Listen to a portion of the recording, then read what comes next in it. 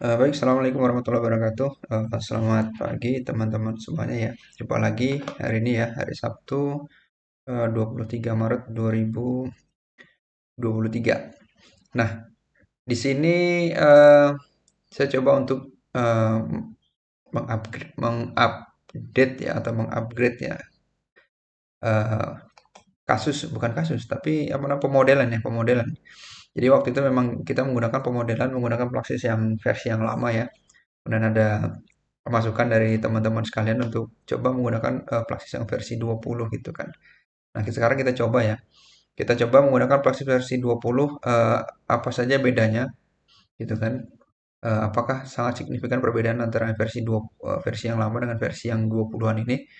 Dengan kasus yang sama ya, dengan kasus yang sama masih supaya nanti bisa dibandingkan eh, yang lama tuh begini, yang baru tuh begitu. Gitu kira-kira begitulah ya. Kira-kira tingkat kemudahannya lebih mudah yang mana kalau kita menggunakan. Nah, untuk kasus yang sama atau kasus yang sama kita buat seperti ini ya, kasus timbunan seperti ini.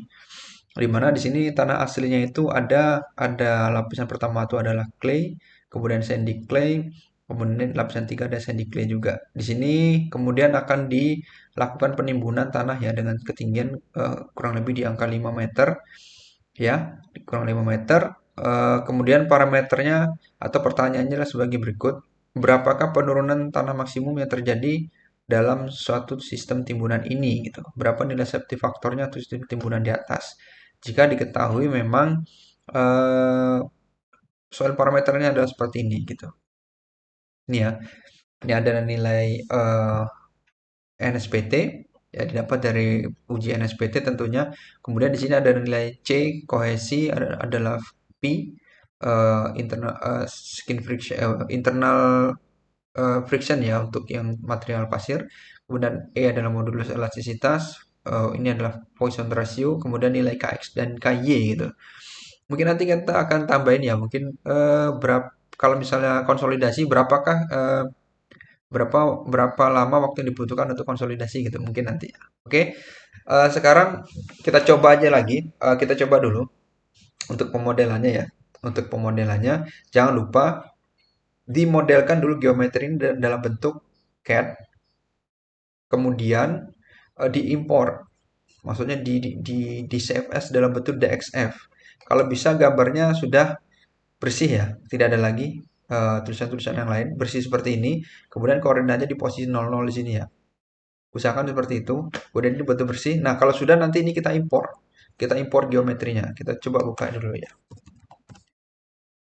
Mana tadi? Plaxis. Plaxis. Oke, kita klik. Ini ya. Kita start new project. Kemudian kita nih timbunan ya. Timbunan. Kita kasih timbunan. Kemudian kita next. Ini kita default. Kita okekan saja. Kita oke. Nah, kemudian di sini kita masukkan ini ya geometrinya ya. Geometri langsung kita ke structure, kemudian di sini structure, import geometri. Tadi nyarinya di mana? Gitu. Tinggal kita panggil aja. Tadi nyimpannya di mana? Kemudian ini. Nah, ini kita klik. Oke, ini kan modelnya tadi. Kita klik oke. Oke. Inilah perbedaan antara Plaxis lama dan Plaxis baru. Salah satu yang signifikan adalah ini gitu. Jadi pemodelannya. Kalau sudah seperti ini kita tinggal tebalin dengan menggunakan polygon ini. Create polygon, tinggal diklik seperti ini. Klik kanan kalau sudah, klik kiri, klik kiri, klik kiri, klik kanan. Kemudian ini lagi. Salah. Undur. Salah nih. Ulangin ya.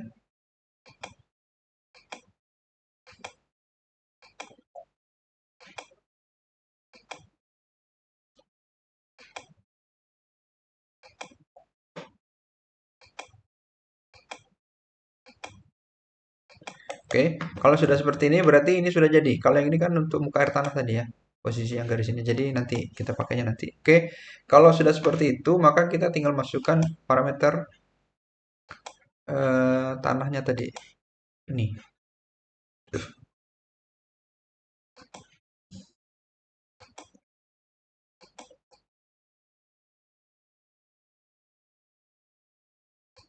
Ya.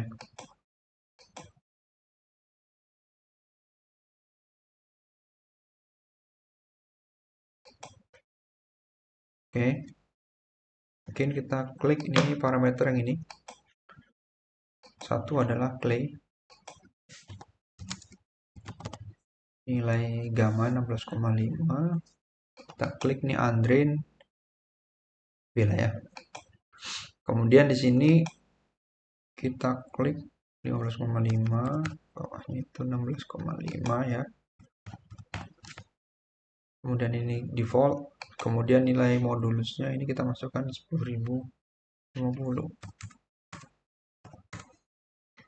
Oke, kemudian point ratio 0,35, kemudian nilai SU-nya adalah 10. Oke, untuk nilai KXKY, ini groundwater, untuk nilai KXKY-nya itu kita masukkan di sini. Ini berapa ya? Ini 0,0084.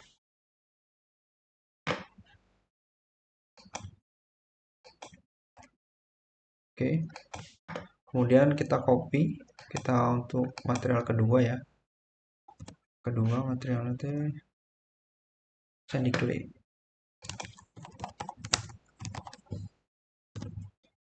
Sandy clay undrain B, kemudian gammanya 15,5 sama 16,5, 0,5.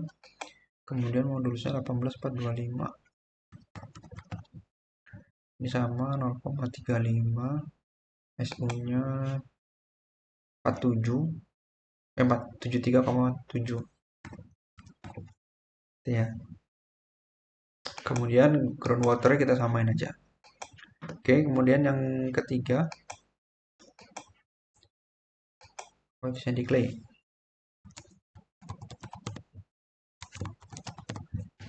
Oke, kemudian ini gammanya 15,0 sama ya. Kemudian ini 43,550. Kemudian untuk ini 174. Tuh ini sama ya, karena material kita tadi copy ya materialnya. Oke. Sekarang kita masuk ke material timbunan.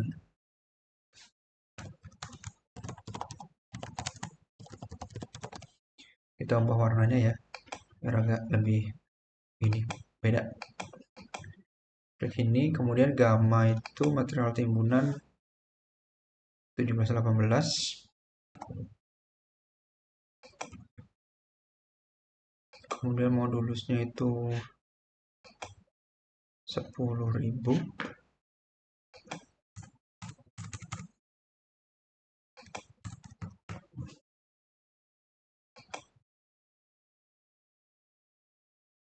Ini sen ya. Kalau timbunan sen kita menggunakannya drain ya. Kemudian ini 35 ya. Kita C-nya tuh 1. Karena 0 biasa kalau 0 itu tidak mau dia. Kita bikin satu aja nilai terkecil. 35. Kemudian untuk groundwater ini kita asumsikannya 1. Karena ini memiliki probabilitas yang cukup besar ya kalau untuk pasir. Oke. Kalau sudah seperti ini kita klik. Ini ada bebannya nggak tadi? Oh, kebetulan nggak ada ya. Oke, kita klik OK ya. Nah, kalau sudah seperti itu tinggal kita klik kanan. Klik kanan, soil, set material, timbunan ya. Ini juga, ini soil, set material, material 1. Ini material 2. Ini material 3. Oke, kalau sudah seperti ini, kita bisa langsung generate mesh. Ya, kita generate mesh. Meshnya medium. Oke, kita lihat di sini. Mana nih belum muncul? Wah ini ya meshnya udah cukup lah ya seperti ini ya. Oke, kalau udah cukup kita ke proses selanjutnya yaitu flowchart. Kita taruh muka air tanahnya tadi di posisi ini.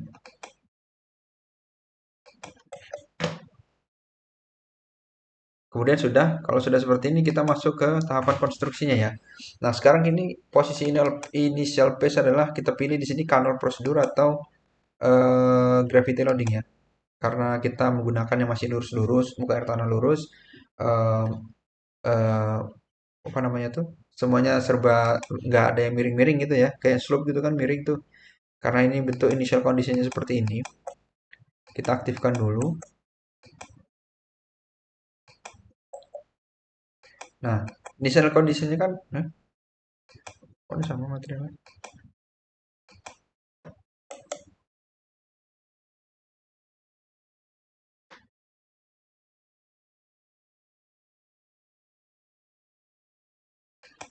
Ini yang nggak bener nih.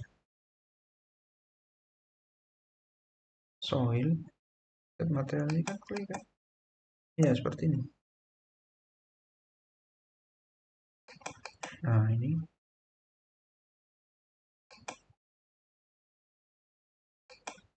ya bener ya, ya benar. Tapi seperti ini. Kemudian state construction ini initial phase bentuknya seperti ini ya.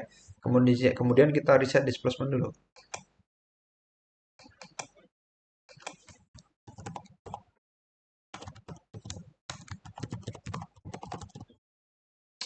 Space kita klik, oke. Kemudian langsung timbunan.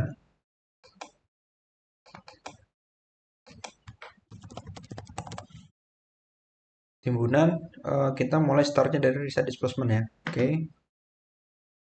Ini kalau sudah oke kita oke. Kemudian kita aktifkan nih. Nah, ini berarti timbunan sudah aktif ya. Kita mau ngecek safety factor setelah timbunan itu berapa? Persis setelah timbunan ya. Karena kondisi kritikalnya adalah posisi setelah timbunan. Safety factor timbunan kita klik di sini plastis. Safety factor. Kita klik OK. Dan kemudian kita coba untuk kita konsolidasikan ya. Kita konsolidasikan misalnya itu tadi. Konsolidasi.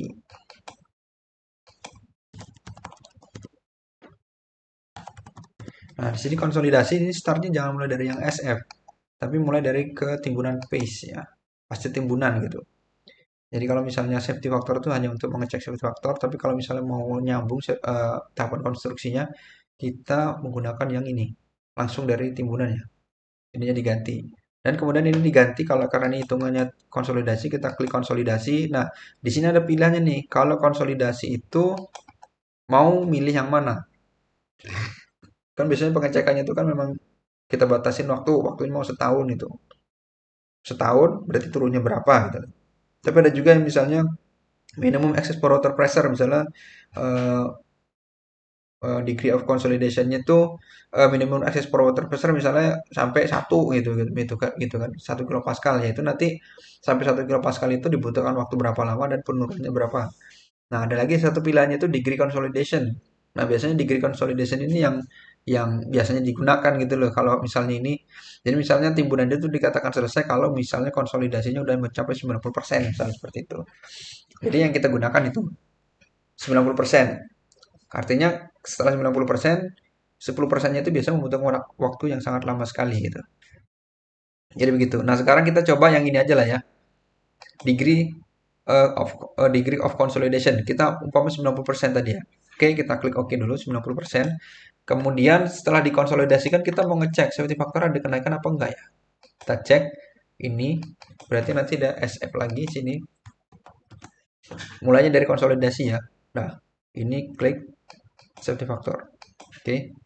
Nah, kalau sudah seperti ini berarti siap di running ini. Kita coba klik, kita pilih titik yang mau kita tinjau ya. Titik yang titik yang mau kita tinjau itu di sini. Nih, di sini ya. Di sini. Nah, oke. Kita update. Kemudian ini terus. Ini kita running. Kita tinggal tunggu.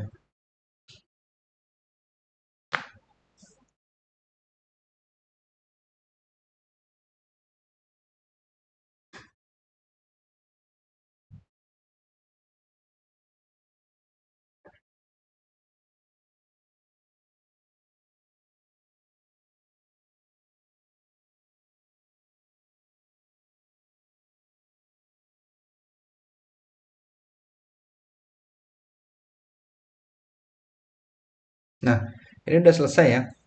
Nah, dari sini pertanyaan pertama tadi itu apa? Pertanyaan pertama adalah eh, berapakah penurunan maksimum timbunan yang terjadi dalam satu sistem timbunan ini? Nah, kita lihat seperti ini. Ini ya. Oke, kita lihat seperti ini. Total deformation. Wah, ini ini safety factor tadi ya. Nah, timbunan yang apa penurunan yang jadi di sini kita kita definisikan ada dua penurunan ya. Yaitu penurunan setelah persis benar-benar tanah itu selesai ditimbun, yaitu yang di sini. Ya gitu kan. Nah, ini penurunan jelas sekitar berapa? 6 cm ya, 0,06 meter. Artinya 6 cm ya di posisi ini. Ini penurunan ketika setelah timbunan itu selesai. Dan berapa penurunan yang terjadi setelah dikonsolidasikan. Nah, kita cek yang di sini. Lebih besar. Tapi ini posisinya di sini ya, di sini. Jadi kalau misalnya kita cek di sini itu paling ya sekitar 8 cm gitu ya. Atau kita mungkin bisa cek ya nanti ya. Nanti kita cek berapa penimbunannya menggunakan grafik kita coba ya. Kemudian apa tadi? Safety faktornya berapa gitu. Nah, safety faktornya berapa kita bisa cek di sini. Nah, ini paling bawah adalah yang pertama sesaat setelah ditimbun safety faktornya adalah 1,012. Kemudian setelah dikonsolidasikan kurang lebih sama. Ini karena yang dihitung itu adalah safety factor yang ini nih. Makanya dia tuh makanya dia sama gitu. Jadi safety factor yang ini nih, lerengnya gitu. Nah, ini safety factor ini yang dihitung sama dia tuh. Jadi mau mau sudah dikonsolidasi atau belum kurang lebih sama lah ya. Biasanya kalau yang kritikal kalau kasus timbunan seperti ini adalah posisi bearing capacity dari tanah biasanya di sini. Biasanya global seperti ini. Nah, kalau yang global kayak gini biasanya safety factor itu harusnya naik ya kalau misalnya sudah dikonsolidasikan karena dia ada kondisi gain strength seperti itu ya. Ada penambahan itu. Tapi kalau misalnya keruntuhannya di sini yang mau dikonsolidasikan dan nggak dikonsolidasikan ya sama aja gitu.